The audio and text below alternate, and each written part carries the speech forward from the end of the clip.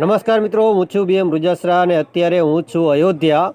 મિત્રો, અયોધ્યામાં રહેવા માટે ઘણી બધી હોટલો, ગેસ્ટ હાઉસો અને ધર્મશાળાઓ આવેલી છે।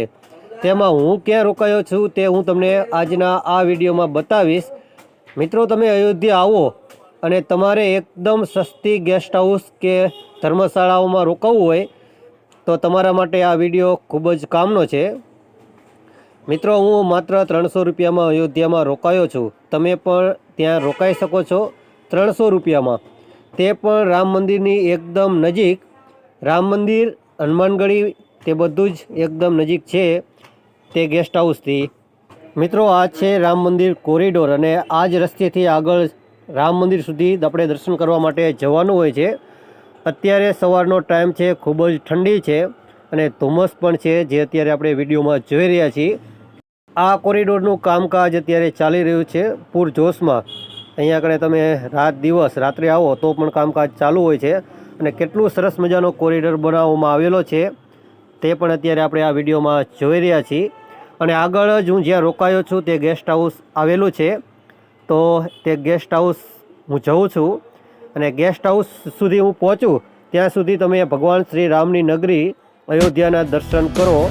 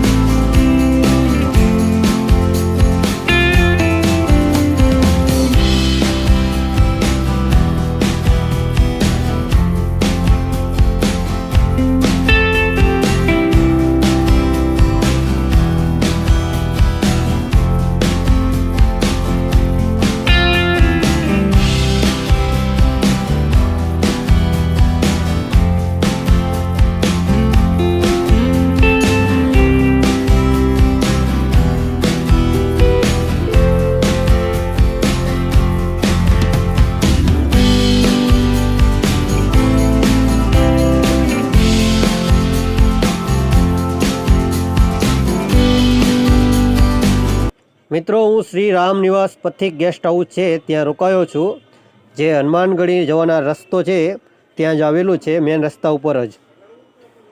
અને હું અહીંયા કણે માત્ર 300 રૂપિયામાં એક દિવસ માટે રોકાવ્યો છું અને આ છે તેની ઓફિસ। તમે 2 બેડનો રૂમ લો તો 600 રૂપિયા છે અને સિંગલ બેડનો રૂમ લો તો 300 રૂપિયા છે। તો મેં એક દિવસ માટે સિંગલ બેડનો રૂમ લીધો છે 300 રૂપિયામાં।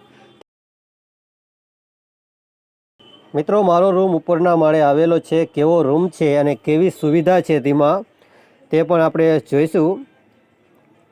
અને વિડીયો પસંદ આવે તો વિડીયોને લાઇક કરજો, શેર કરજો।